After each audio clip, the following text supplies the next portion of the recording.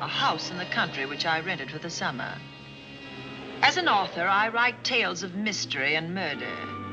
But the things that happened in this house were far more fantastic than any story I've ever had published. I brought a staff of servants from my city apartment, and my maid, Lizzie Allen, who had been with me nearly 20 years. Lizzie? Yes, Miss Cornelia. Is the car ready? It's at the door. Look, Miss Cornelia, them servants you brought from the apartment are talking about walking out on us. Really? Well, I know they don't like it here, but I didn't think it was that bad. Well, they've been hearing things about the killer that the police call the Bat and the murders that he committed here this past winter. Now people are saying that he's back again. Well, how can they be sure of that? Has he committed another crime? No, not yet, but that ain't saying that he won't. Here's something else. You've heard about the bats they have here. Animal bats, the kind that fly. Yes, yes. Look what it says in this magazine. This is a report from the State Health Department, and it says some of them bats is rabid. Well. And that ain't all.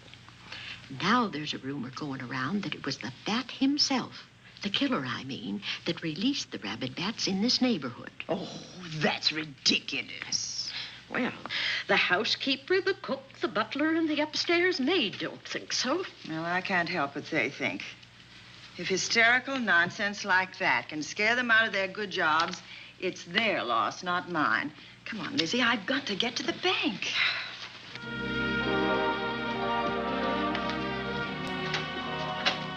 Drive directly to Zenith Bank, Warner. I'm afraid we'll have to hurry. It's near closing time. I'll get you there, Miss Van Gorder.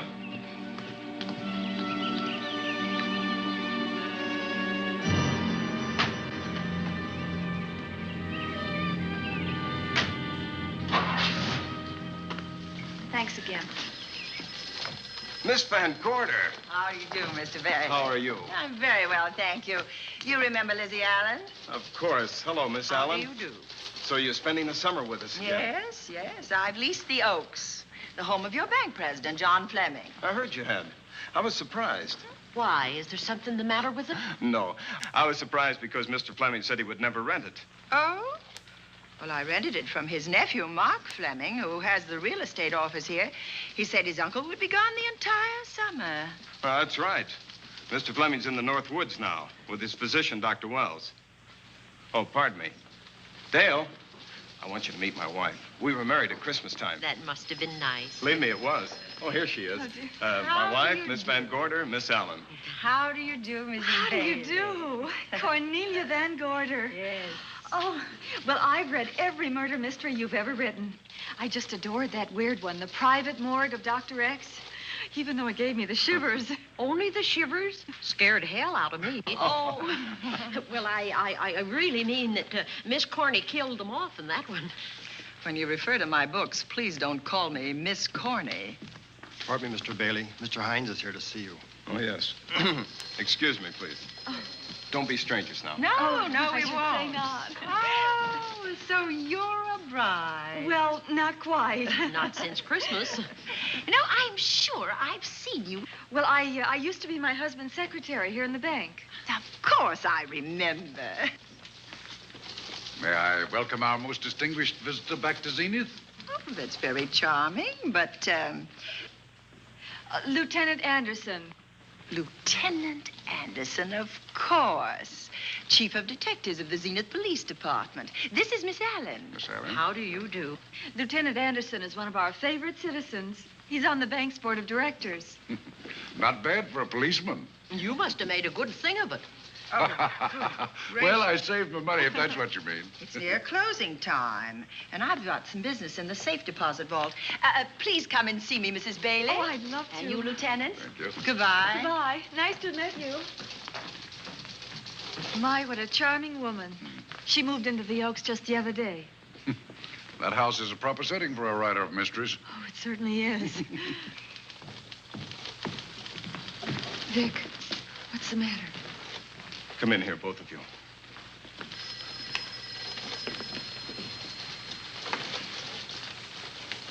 Andy, we're in trouble. Wendell Hines came in to pick up $350,000 worth of bonds that we were holding as collateral for a loan. They were kept in our special vault.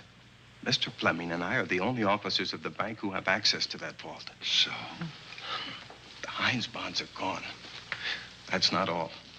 Other negotiable securities are missing. From what I can gather, short of a careful check, the bank has been looted of over $1 million worth of securities. You'll have to notify Fleming. I wish I could talk to him. Unfortunately, he and Dr. Wells are deep in the woods.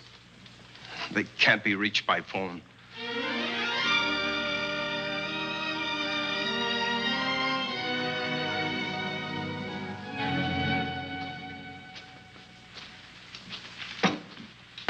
What is it?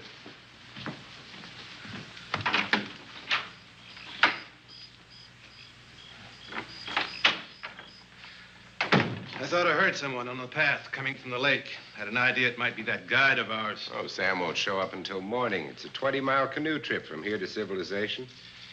5 will get you 10. Sam has a message for me. I thought you told him at the bank not to bother you. I did, but they'll bother me. Doctor. Yes, John. What would you do for $500,000? Anything short of murder. Why not murder? Too messy. Too great a risk? For $500,000? Yes. I pinched $1 million from the bank. Oh, I'm not kidding. I embezzled it. Not that I think you wouldn't do it if you thought you could get away with it. I got away with it. I'm not talking about currency. I took negotiable securities that could be converted into cash. I have the cash in 10s, 20s, and 100s. Well, I'm your doctor, not your lawyer. Why tell me this? You'll find out why. Who's going to take the blame for the robbery? Bailey, the cashier. They'll never suspect me. I like Bailey. Well, so do I. I love the guy. I gave him his first chance. He has a lovely little wife. Charming girl. Was the best man. Where's the $1 million? In my family's tomb in Zenith. In the crypt with my father's casket. I don't buy that, John. No? No. You forget that I had you in charge when you were a very sick man. When you raved in delirium. And I heard you talk about a hidden room. Now, where else could you put a hidden room except in that mansion you built? That white elephant you call the Oaks. Look, everyone knows I have a bad heart. Now, who would doubt it if you wired the bank directors that my heart had failed? That I had fallen from a great height here in the woods. And that I was badly smashed up. You could ship the body back for burial and instruct them not to open the casket due to the condition of its contents. Well, you realize, of course, that we'd have to have a body to put in that casket, which means that we'd have to deal with an undertaker at this end. Of course. Well, where do we get a body? Couldn't we provide one of our own? How about Sam? Sam, our guide? Sam weighs about as much as I do. He's practically a hermit. He wouldn't be missed for a long time. The local undertaker would know him. Not if we made him look as if he'd been in a serious accident. But if Bailey's going to take the blame, why'd he have to do this? A jury might acquit him. In that case, I'd be a logical suspect. I could disappear, of course, but it's safer if they think I'm dead.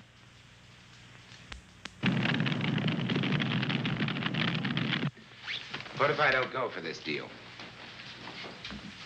In that case, it would be too bad. You mean you'd kill me? What else could I do? Now that I've told you about the $1 million, I'd say you were shot in a hunting accident. Now, look, Doctor, if you can find another body instead of Sam's, it's all right with me. There's $500,000 in it for you.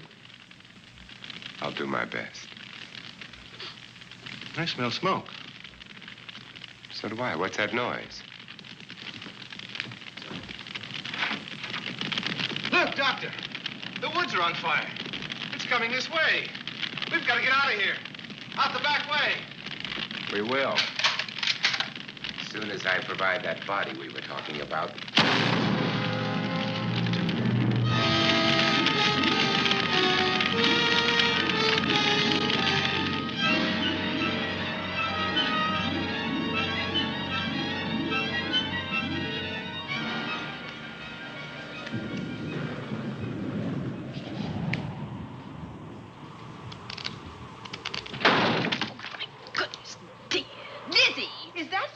Yes, Miss Cornelia.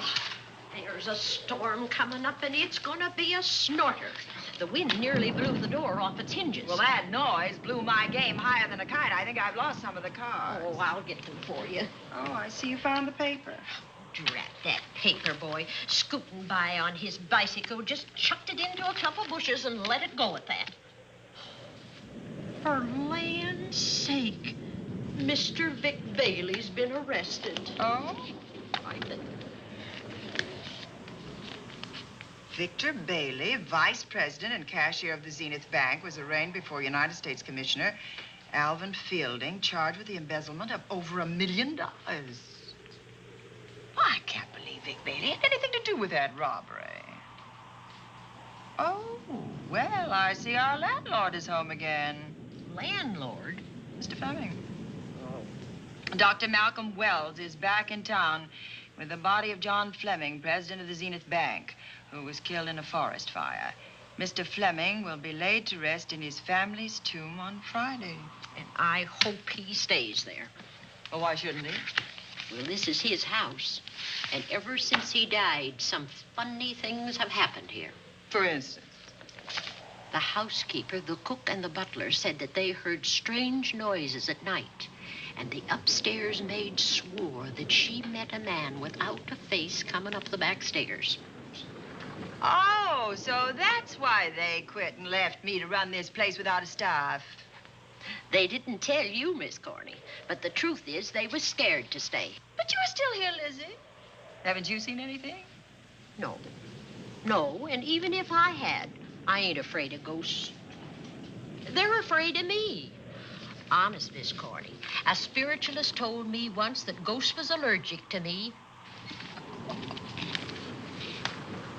But this Bat feller they keep talking about in the paper, I guess he'd be different. No, I don't think you'd have the same effect on him. Oh, dear. What are they trying to do? Drive people away from this part of the country? Why? What does it say about the Bat? Specialty seems to be killing women. My goodness, 2 of them in one night. All his victims died the same way, like their throats had been ripped open with steel claws. That's a charming little caper. I'll have to try it sometime. In a book.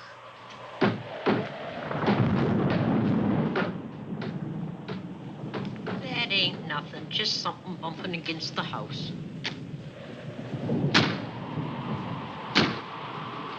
That's just the wind banging a door. Pay no attention to it. Listen to this.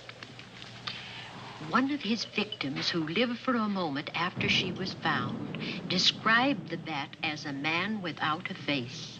Honest, Miss Corney, I think that woman must have been exaggerating.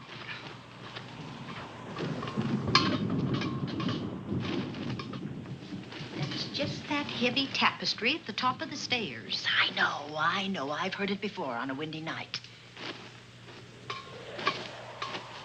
That sounds as if there was someone on the stairs. I know there isn't. At least there shouldn't be. There ain't. Them's just the noises you hear in any old house on a windy night. It says here that the Bat never leaves no fingerprints. That's understandable. Having no face, he probably has no fingers either. Lizzie!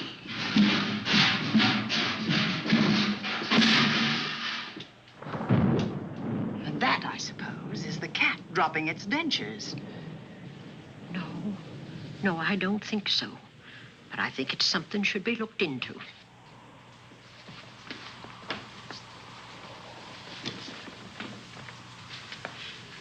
Now, who chucked him down here?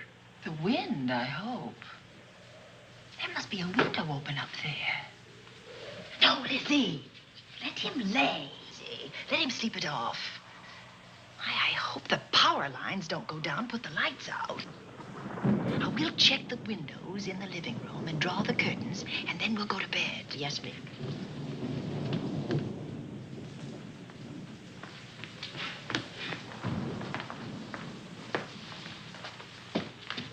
I won't be a minute.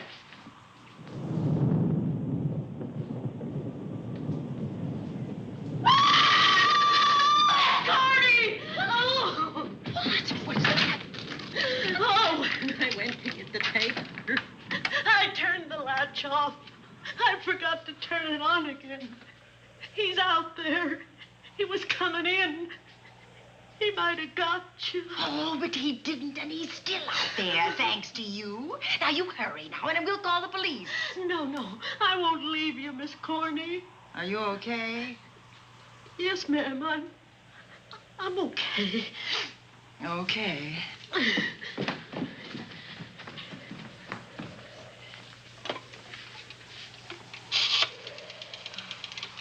Operator? Give me the police department, please. Zenith Police Department. This is Cornelia Van Gorder. I'm living at the Oaks. We know about that, Miss Van Gorder. Just a moment ago, a man tried to force his way into this house. You're not alone there, are you? What about your servants? Well, I have none except my chauffeur, and he's away. He won't be back until the morning. Now, there's only 2 of us here tonight, and we're going to lock ourselves in my room. Now, if any of your men see anything, will you have them call me? I'll send officers over there right away. Oh, thank you very much. Come on, Lizzie. We're going to sleep in my room.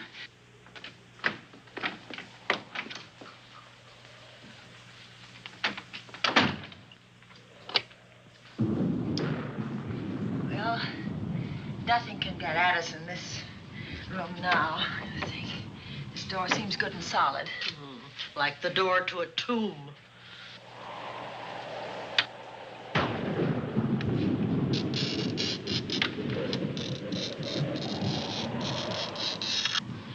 I think that couch will be comfortable. There's some extra bedding, you know. Yes, ma'am. Closet. Let's see now.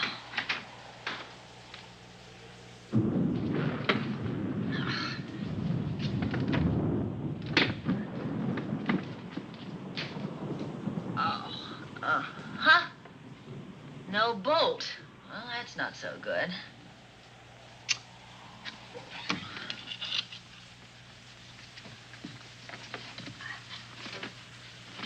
What's that for? That, my good woman, is a booby trap. If anybody tries to open this transom, this will be knocked off, and we'll hear it fall.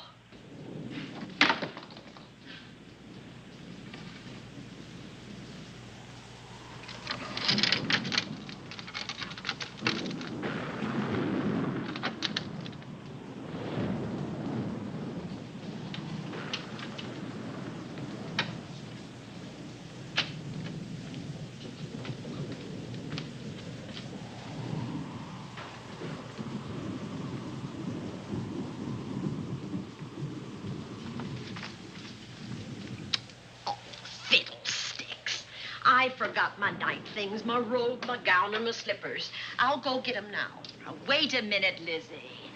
I'll go with you. Now, don't you bother, Miss Cornelia. My room's just down the hall. Lizzie, I told you to wait. It's all right. I'll only be a second. Get in here. Get in here.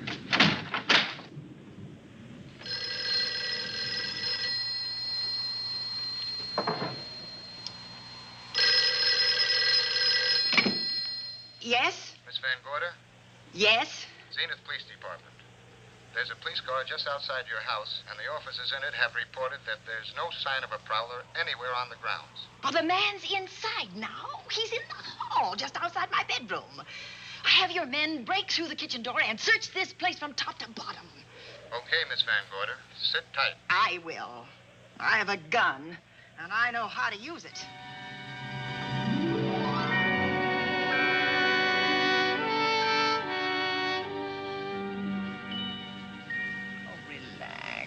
relax, Lizzie. The police did a good job. They couldn't find anybody in here. But we both saw him, Miss Cornelia. All right, so he got away. But there are men on guard outside, so just try and get some rest. There's nothing can get at us here.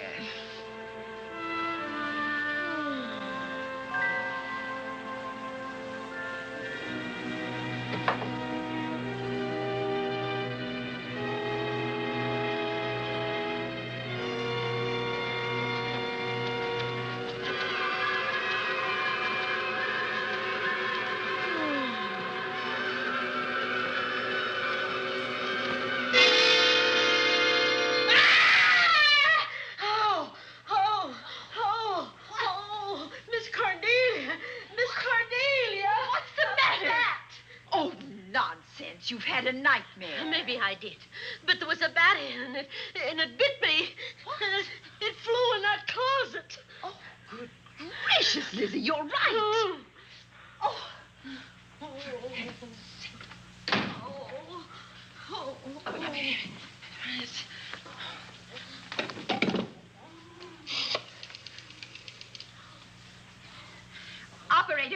Operator, will you get me Dr. Malcolm Wells' office, please? No, I don't know his number, and I have no phone book up here, but this is an emergency. Will you connect me with his office, please?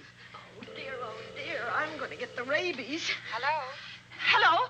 Dr. Wells' office? This is a call service. Dr. Wells is out at the moment, but if you'll give me your name and number, I'll try to locate him. Well, this is Miss Van Gorder of the Oaks. My maid has just been bitten by a bat that may be rabid, and she must have treatment as soon as possible. And I was told that Dr. Wells was the nearest physician. I'll try to find him for you, and if I can't, I'll send you another doctor. Oh, well, thank you very much. Oh, he's out on a case. Oh. Oh, I hope it's not a delivery. A baby, I mean. They can be terribly complicated. It never bothered me none. Oh, Lizzie, you never had a baby. Of course I didn't. That's why they never bothered me. Oh, does it hurt, huh? Little.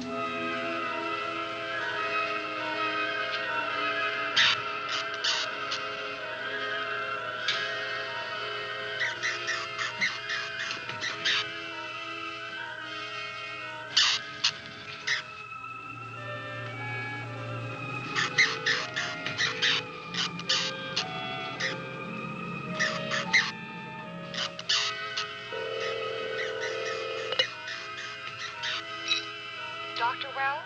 Are you there, Dr. Wells? Are you there, Dr. Wells? This is the operator. Your call service is on the wire. It's an emergency. This is Dr. Wells. This is your call service, Doctor. Oh, hello. I was just doing an experiment. I left the receiver off. That's what I thought, but I kept trying. Miss Van Gorder at the Oaks called and said that her maid had been bitten by a bat, and she's afraid it might be rabid. What? Oh, all right. Tell her I'll be right over there.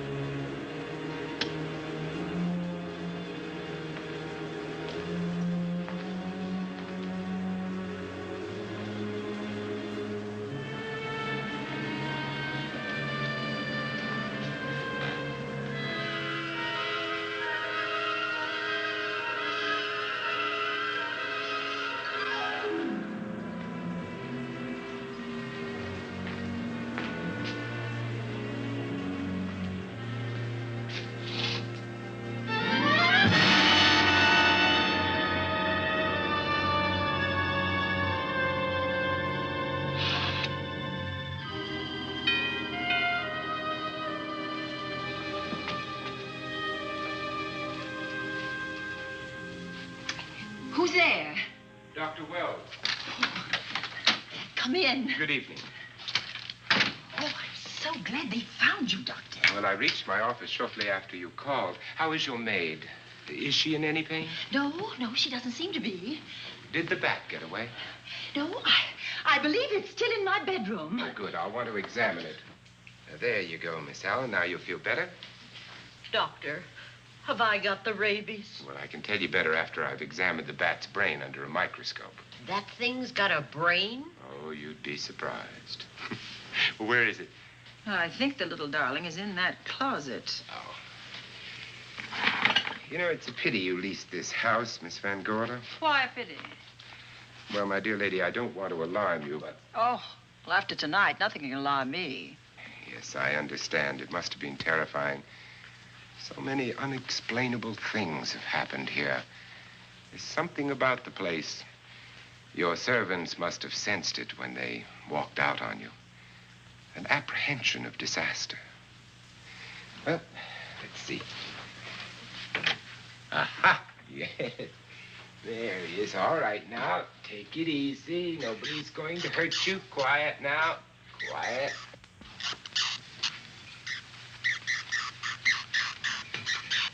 And he looks quite normal. Doesn't seem to be sick at all. Oh, ain't that nice? I've been worried about him. Well, you should be.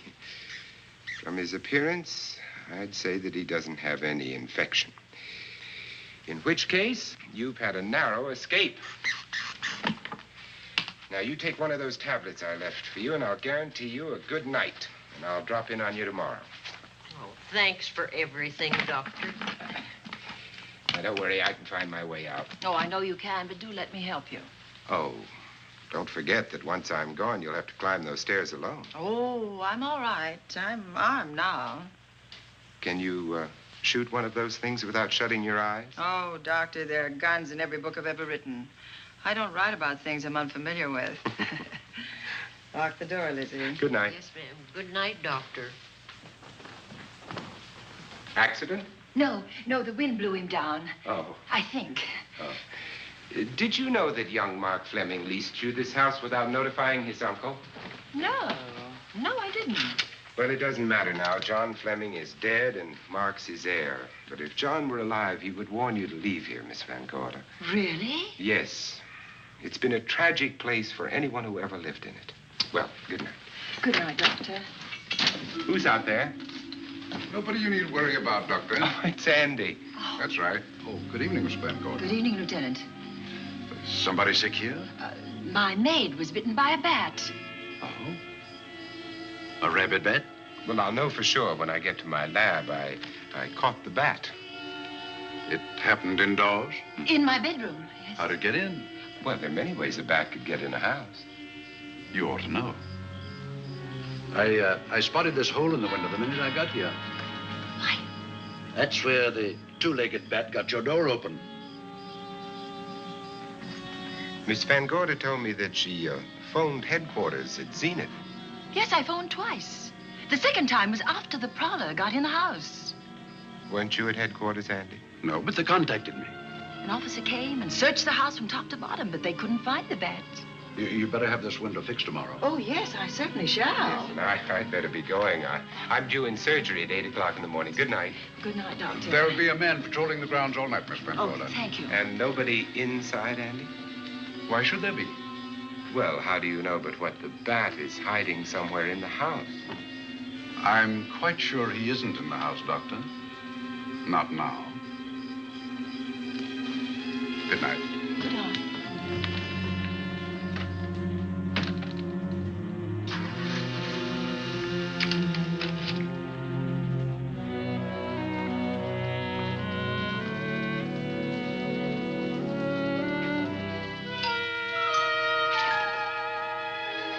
Hi, Andy. Hello, Mark. Well, congratulations. Real estate business must be picking up. New office, new furniture. New deal. How do you like it? Looks expensive. Are you squandering your inheritance? Oh, I haven't got it yet. Well, the paper says John Fleming left his entire fortune to you. Funny thing about that entire fortune is that we can't find it. No kidding. Oh, all Uncle John had in his bank account was a couple of $100. And his safe deposit box was empty. If we don't find that missing million, mine will be empty, too. How come? Well, all my savings were invested in Zenith Bank stock. The examiners won't certify the bank is solvent until those stolen securities are found. So the stockholders have voted an assessment that will wipe some of us out. It's a since those securities have been converted into cash. And if I can't find that cash, I'm sunk. Well, where are you going to look for it, Andy? Here in Zenith. Your uncle wouldn't take $1 million on a hunting trip, would he? You suspect Uncle John? Why, Andy, he founded the Zenith Bank. That'd be like robbing the family tomb. You think he wouldn't? Well, besides, Vic Bailey's fingerprints are all over the vault. Now, they didn't find any of Uncle John's fingerprints. Because he wiped them off. Can the defense prove that? They'll try to. Judy Hollander, Bailey's secretary, is a defense witness. And they believe her testimony will have a powerful effect on the jury. Oh, well, she has a powerful effect on me. Judy's a doll.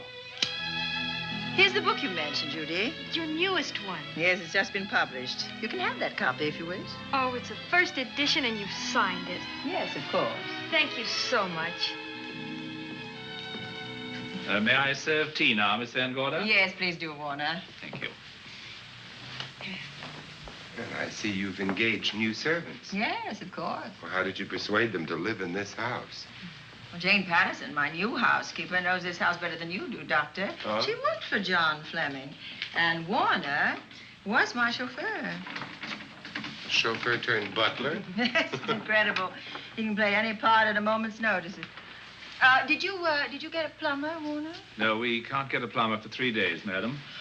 What about that leaking pipe? The basement will be flooded in 3 days. Well, the pipe is no longer leaking.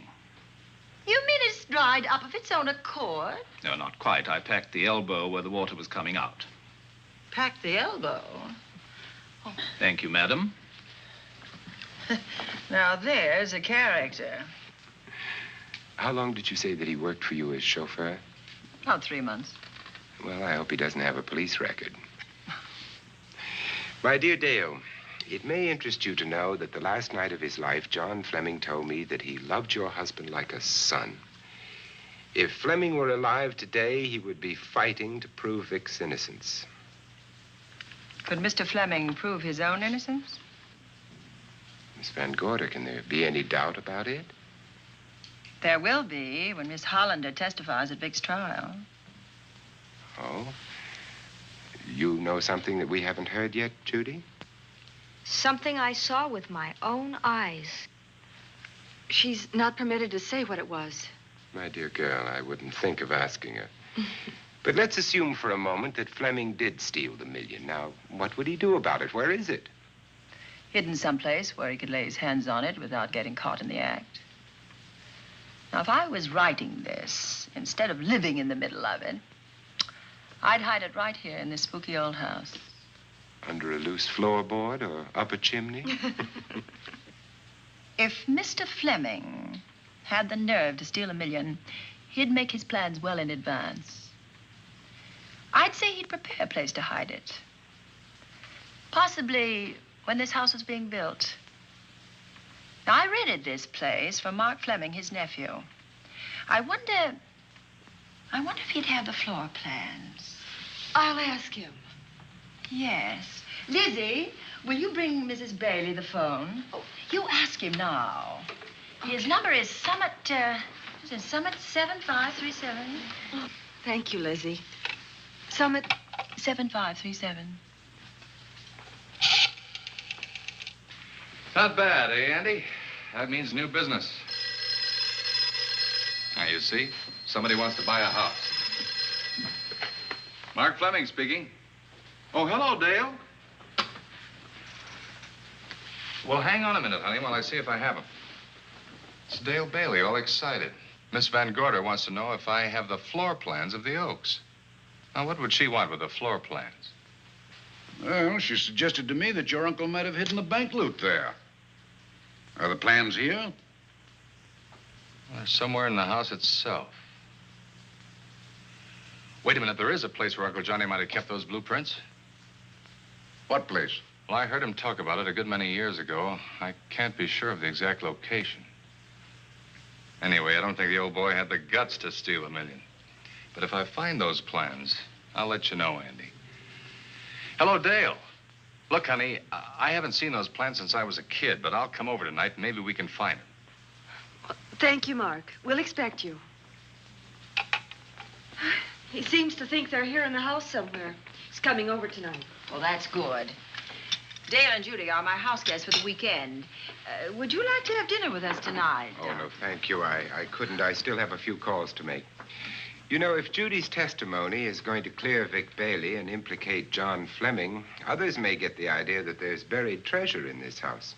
Don't even mention your testimony until you're actually on the stand. Oh, I won't. That's a smart girl, Judy, and a very lovely girl. Well, good afternoon, ladies. Goodbye, Doctor. Dr. Wells. Come on, girls, let's go.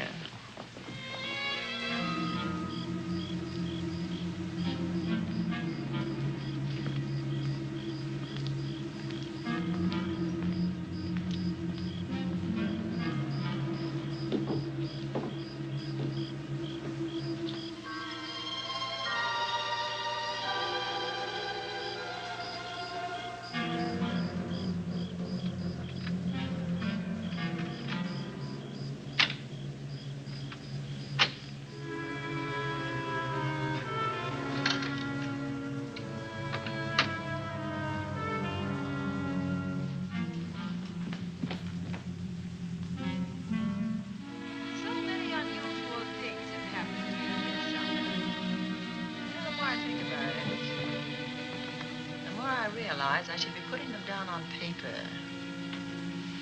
Weren't you your husband's secretary, Dale? Yes, I was. Do you take shorthand? Mm-hmm. Well, my dear, if you'd like to have your mind occupied, I want you to work with me while I write the story of this fantastic criminal, the Bat.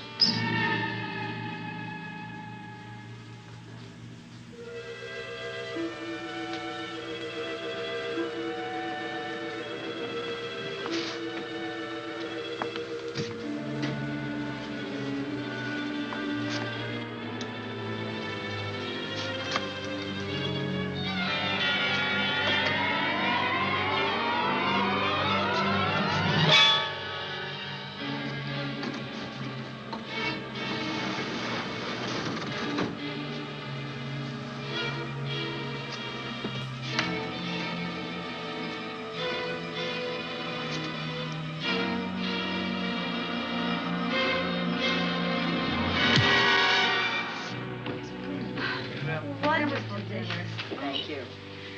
It's really nice. Good dinner, Lizzie, as usual. Wonderful. Oh, what a lovely piece of silver. It's an original, isn't it? Yes, they still use them in England for buffet breakfasts. Some hot water in the bottom. You should keep as hot your sausages and your scrambled eggs. Interesting. It's very useful. Really nice.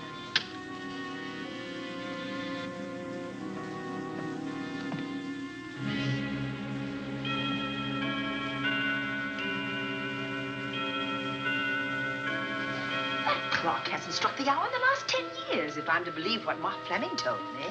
Why is it angled away from the wall like that? I don't know. Somebody must have moved it.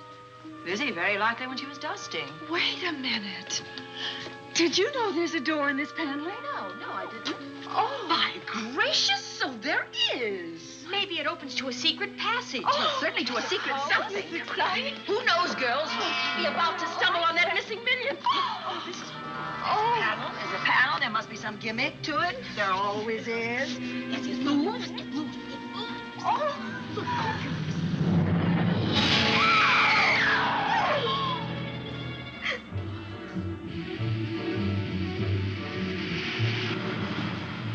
Calling car 11.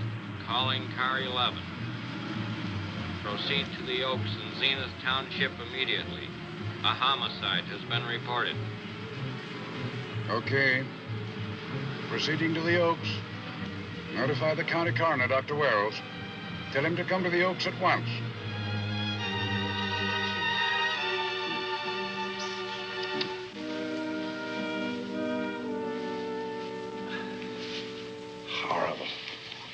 His throat has been torn by some creature with fangs or claws. That's his sign. We found it on the others he killed. I'd hoped those reports that he was up to his old tricks again were pure imagination, but apparently they're based on fact. He's come back. Back to the scene of his kills. Yes, that's who I mean. That's who did this. The bat. Who found Mark? We all did. And it's Dale and Judy and I. Lizzie was in the dining room. This is my new housekeeper, Jane Patterson. You know, she worked for John Fleming. I know her. Where were you, Mrs. Patterson?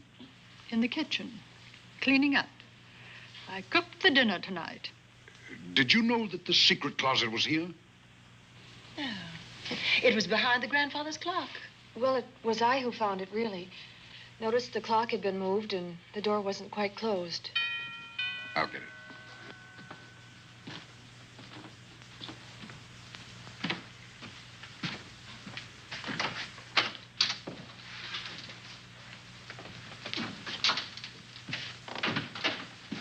Who is it?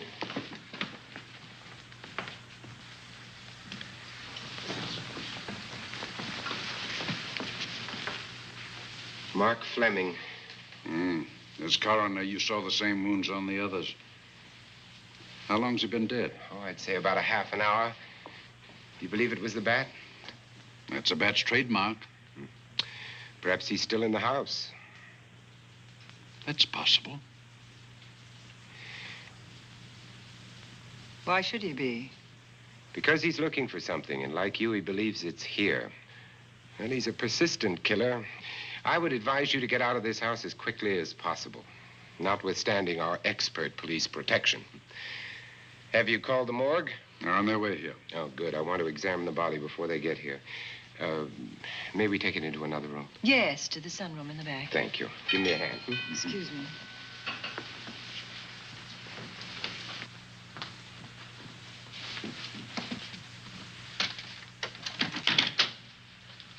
Oh, Warner, where have you been? Well, madam, has there been an accident? There's been a murder. Mark Fleming, the young man from whom I leased this place, was killed here tonight. They know who did it? Well, they believe it was the bat. I'm sorry I had to use the front door, Miss Van Gorder, but I forgot my keys, and when I rang the bell at the kitchen door, there was no response. Oh, this is Warner, Lieutenant. He's my butler. He was my chauffeur. Why'd you promote him? Well, it's very difficult to find a butler. They don't like service in the country. Have you been a butler before? I've served in many capacities, sir, but this was my night off, and I forgot my keys. I heard that part. What time did you leave the house tonight? Oh, about 6:30. I had dinner at Wiley's Roadhouse. Can you prove where you spent the rest of the evening? I can try. Try hard. And don't leave the house. I'll get to you later. Very good, sir. I shall be in my room, Miss Van Gorder, if you need me. Yes, Warner. Surely you don't think he's... Warren and I have met before. I can't recall where or when, but I will.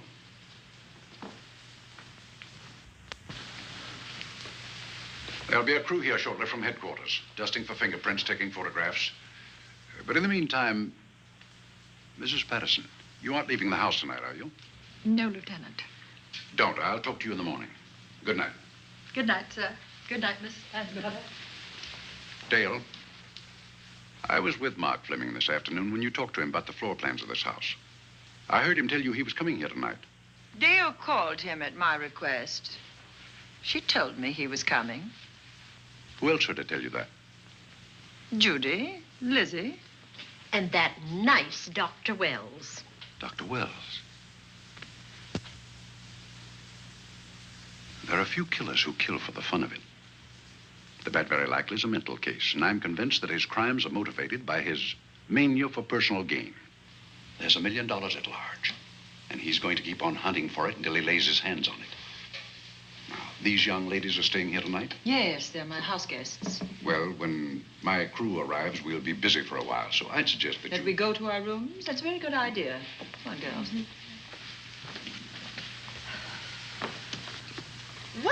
police guard for this house tonight, Lieutenant. You've got one.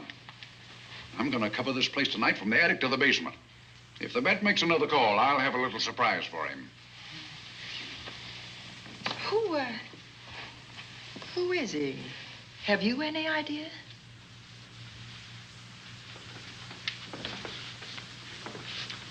He could be anybody. So far, there are clues to his identity, but nothing we could take before a jury. I'm afraid we must look higher than the criminal world. He may be a merchant, lawyer, doctor, scientist, one of the pillars of his community. Ladies, lock your doors tonight. Stay behind them. I promise you you'll be safe. Good night. Good night, Lieutenant. Good night.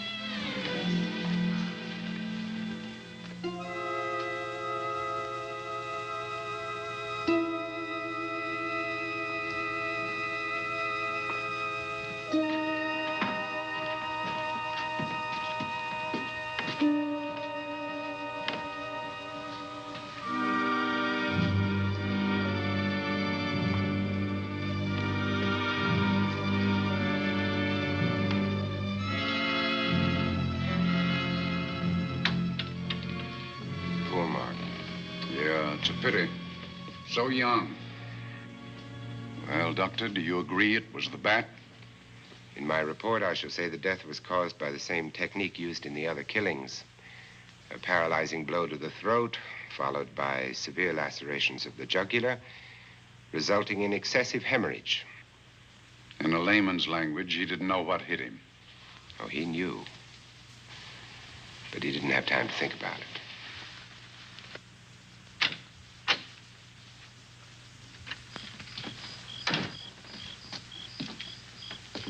You staying here tonight, Andy? Well, until I check the doors and windows, but I'll be back bright and early in the morning. Neither snow, nor rain, nor heat, nor gloom of night stays these couriers from the swift completion of their appointed rounds. A lot of people are due for a shock when I close this case. Yes, I'm sure they are. Good night, Andy. Don't get hurt. Good night, Doctor.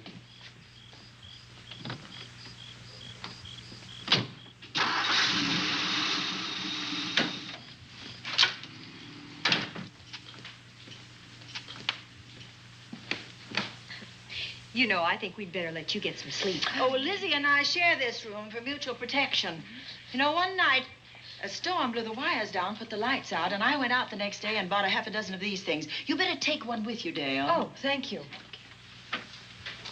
We'll go across the hall now. Are you sure there's nothing else you need? Oh, no. Quite sure. We'll be all right. Well, if anything bothers you, you just sing out, and 2 strong women will come to your rescue. Oh, nothing will bother us. Not with Andy on the job. No. Well, good night. Good night, Miss Van Gordon. See you in the Don't worry, everything will be all right. We won't. Good night. Good night.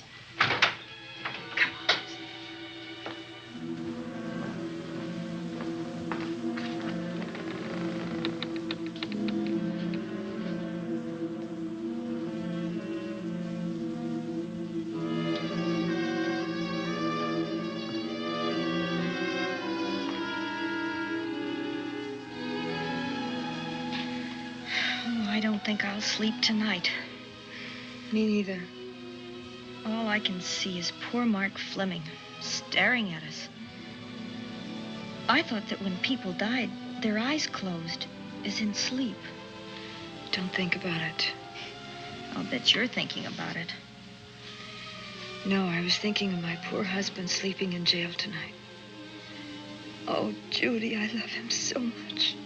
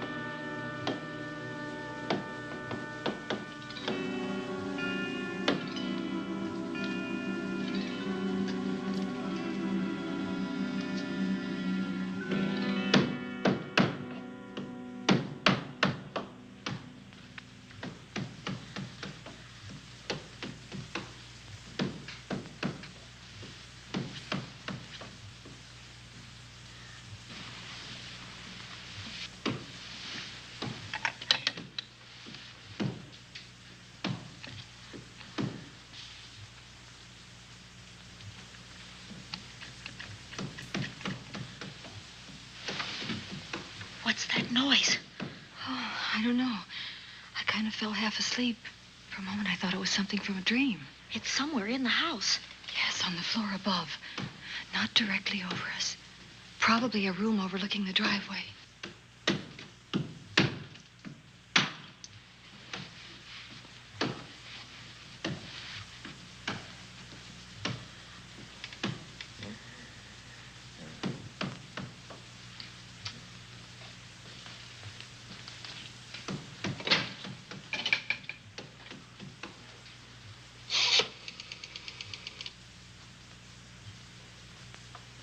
Should we call Miss Van Gorder? She'll hear it. How can she help but hear it? Oh, besides, we don't want her to think we're a couple of hysterical women. Well, I'm about to become one. Oh, I've dear. had it for one night. Dale, you're not going out in that hall. I want to know what's happening up there. But Lieutenant Anderson said if we stayed behind our locked doors, we'd be safe. Vic isn't safe locked up in that jail. Oh, but suppose that stolen money is in this house. Mark Fleming seemed to think it was. Maybe that's what somebody's looking for. Oh, for heaven's sake, don't you hear that awful noise up there? Now, Lizzie, you've just got to stay awake. The house phone and the outside phone wires have been cut, and we can't get help. Where's that policeman? Oh, I don't know. Something must have happened to him. Now, go on, get on your robe. Oh, Dale, please don't go up there. I've got to. Think what it could mean to Vic. Now, you stay here. Oh, no. If you go, I go.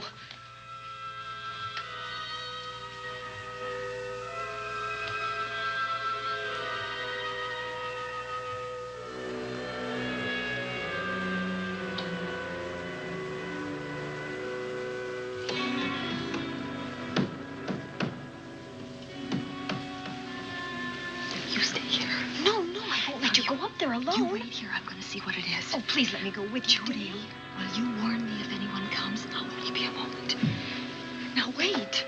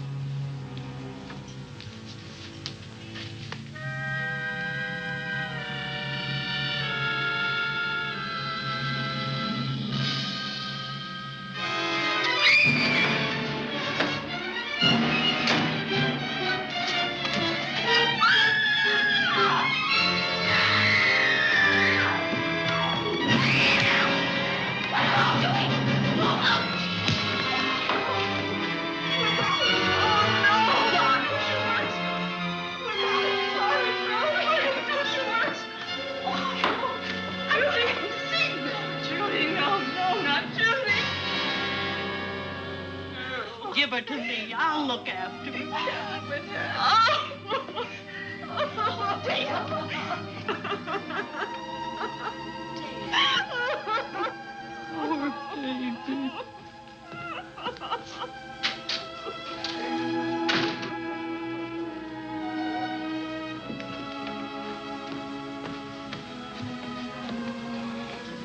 Judy.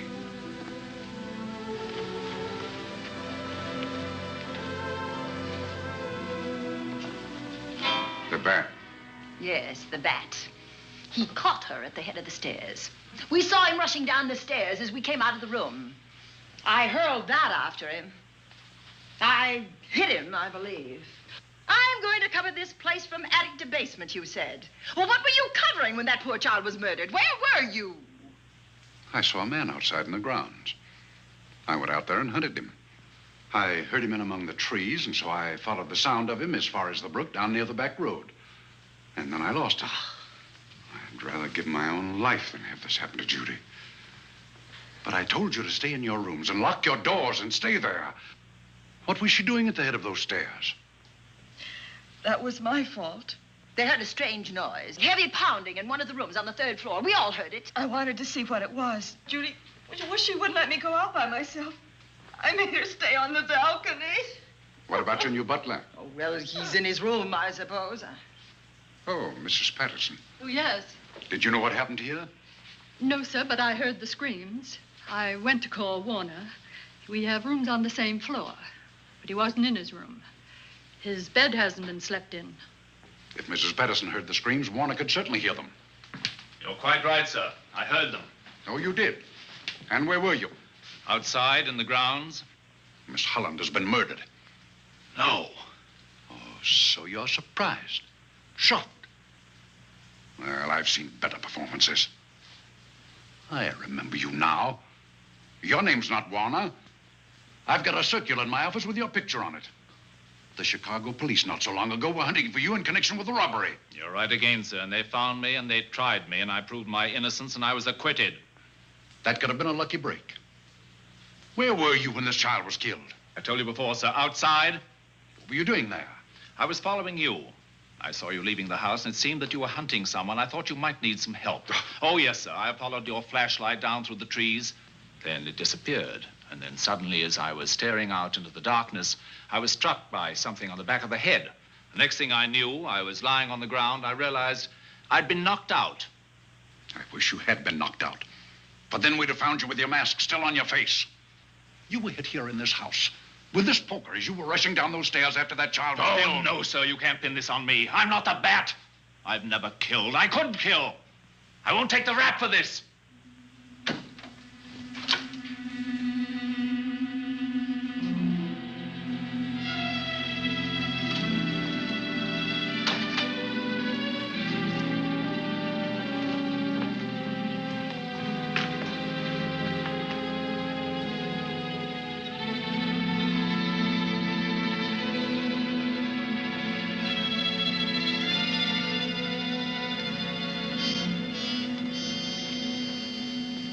Doctor, we have another case for the county coroner. You see, the bat came back. Why did you come back, Doctor? Well, I had an accident about a mile down the road. The right rear wheel of my car came off, and I plunged into the ditch. This was the nearest house, so I came here to call for help. I thought I'd find you around, Andy. Physician, heal thyself.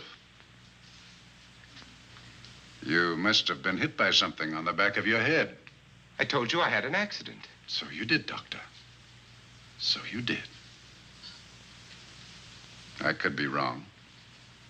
But maybe I'm not. We shall see. All right, dear, let's start a new chapter. For days, the murders held the headlines. Lieutenant Anderson grilled us and ransacked the house from top to bottom. Warner was not placed under arrest, but his every move was watched. At night, except for a detective on guard in the house, the police and the reporters left us alone. And on one of those nights, without telling Lizzie or anyone else, I pursued a secret investigation of my own.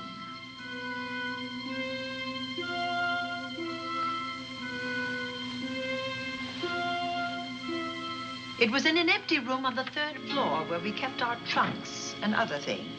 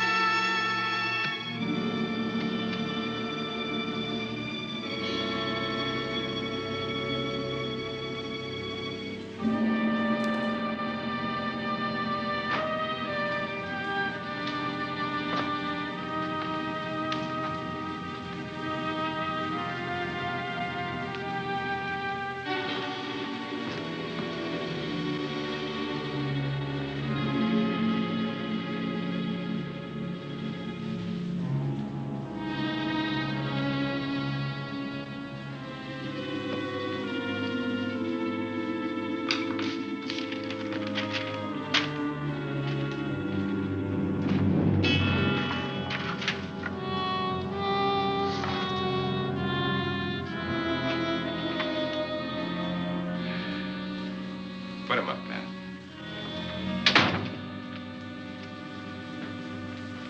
It's a bright idea to kill me in my own lab and let people think that I'm the bat.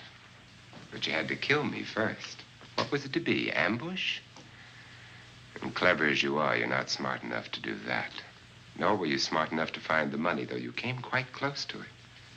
But I know where it is.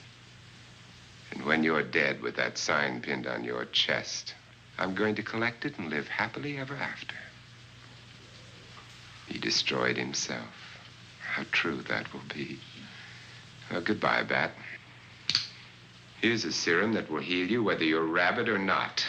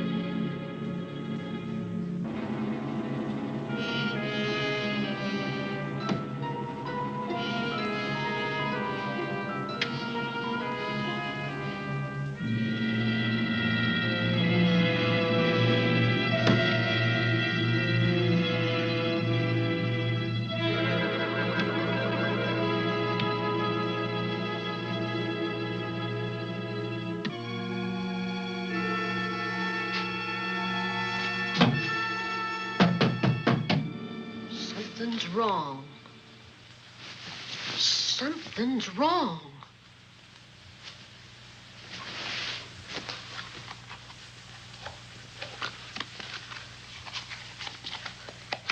Miss Cornelia!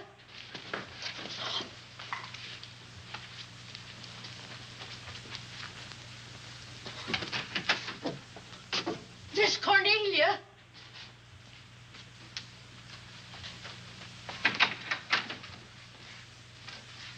Now, where would she be going at this time of night?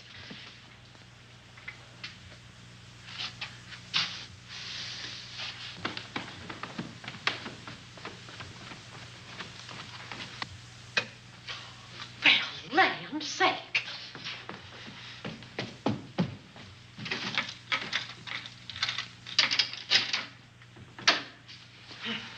I never. Oh. Mr. Davenport. Mr. Davenport. Oh, a fine thing. The door unbolted, the chain off, and you asleep on the job. Wait till Lieutenant Anderson hears about this. Come on, wake up. What's the matter with you? I don't know. My head hurts. My whole body's numb. Here, take a sip of this. Try to snap out of it. I'll be back in a minute.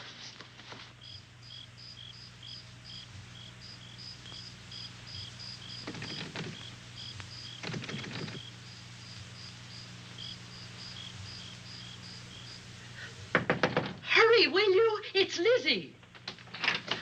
I'm terribly worried. I can't find Miss Cornelia anywhere, and something's happened to the policeman. I don't know what. Get Warner. Bring him to the drawing room. Tell him we need him.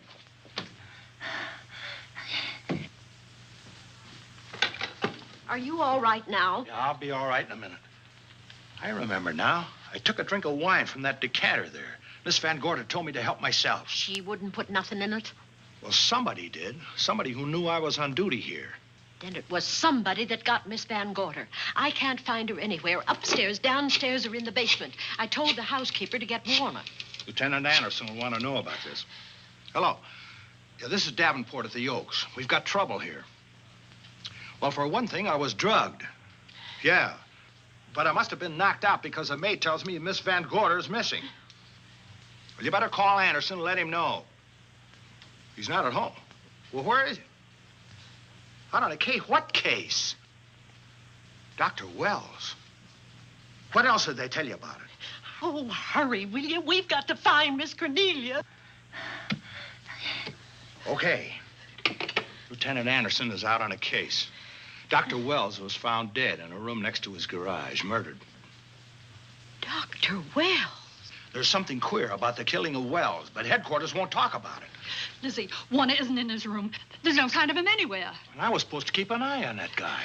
Where's Miss Cornelia? That's what I want to know. Wait a minute. Didn't you say that the chain and the bolt were off of the front door? I certainly did. Well, maybe Miss Van Gorder went outside. Oh, she never would. We better look. I can't breathe. There's no air.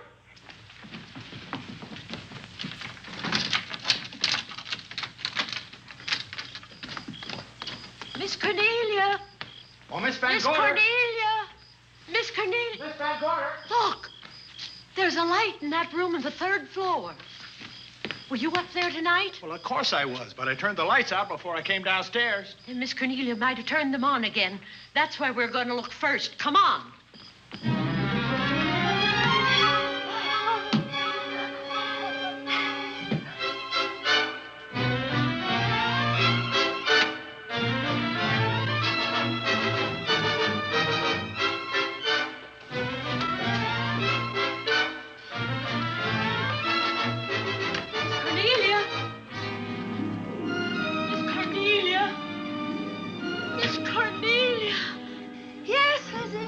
I'm here.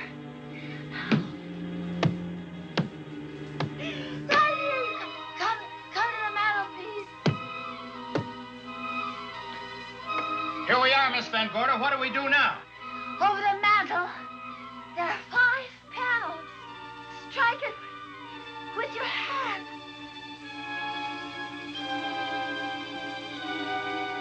Which panel did you say, Miss Van Gorder? Oh, I can't. I just can't. Miss Van Gorder, which panel? We couldn't hear you. She said strike it. What difference does it make which panel? Strike them all. Look.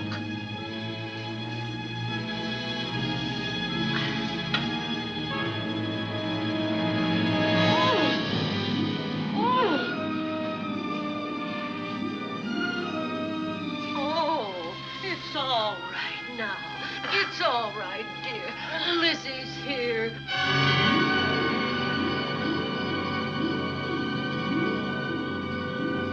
Feeling better? Yes, much better. We'll take you to your room. Oh, no, you won't. I'm going to stay right here. I'm quite all right.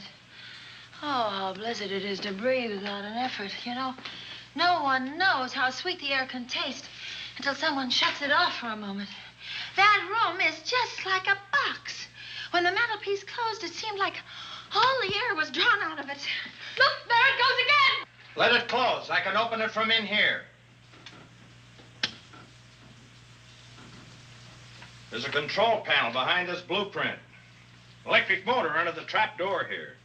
Once the door is open, you can keep it that way. I believe that the fireplace in this other room opens the same way. And it does. I tried to find this, but I couldn't find it. Yeah, it's back at this blueprint here. Well, it's quite a setup. Too bad we can't open that safe in the same way. Take an expert to crack this box or a shot of nitro. Oh, maybe that's what the bat had in mind. Could be. Seems he's on the prowl tonight. Miss Van Gorder, Warner has disappeared. And Dr. Wells has been murdered. Dr. Wells? Lieutenant Anderson's on that case right now. Well, does he know what happened here tonight? They got word to him. He'll be here any minute.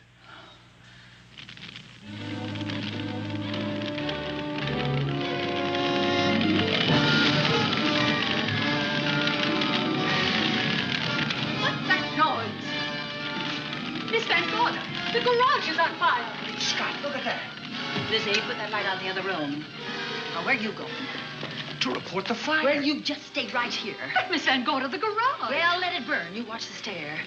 Can't you see that fire was set to get us out of the house? Out of the house?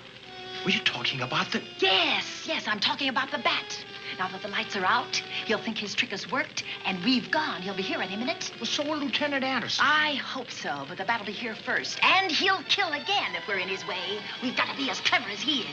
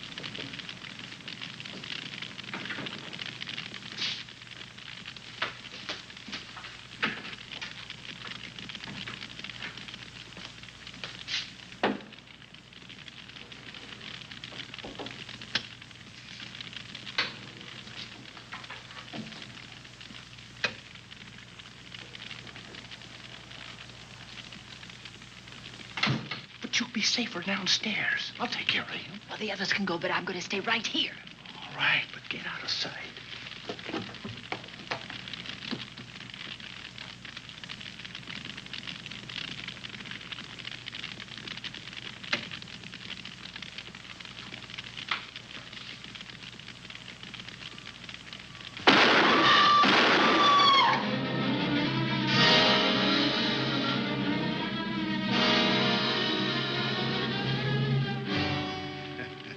Let's face it, ladies, and get it over with. Others have seen my face before they died, but I'll have to deny you that pleasure. This would make a good scene for your book, Miss Van Gorder, but I'm afraid you'll never write it.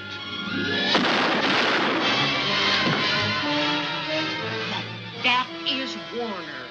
I could tell. You misjudged me, Miss Ellen. Warner! I don't like being a murder suspect, Miss Van Gorder. I was headed for a plane, but halfway to the airport, I changed my mind and came back. I'm glad that I did.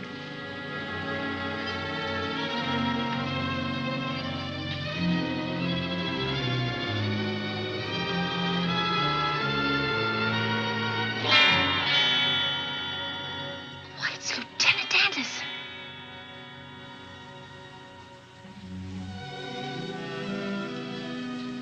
Yes, it was Anderson. He'd discovered the secret of the hidden room and was waiting to get into it and open up the safe. We found the money in it, a little over $1 million in 10s and 20s and 100s. Good old Andy. With all his ill-gotten gains invested in bank stock. It's rather a clever way to hide stolen money. In the open, as it were, and so respectable. But don't try it. No matter how clever you are, you can't hide murder.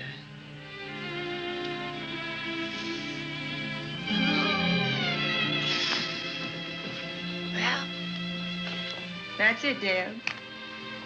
That's the end.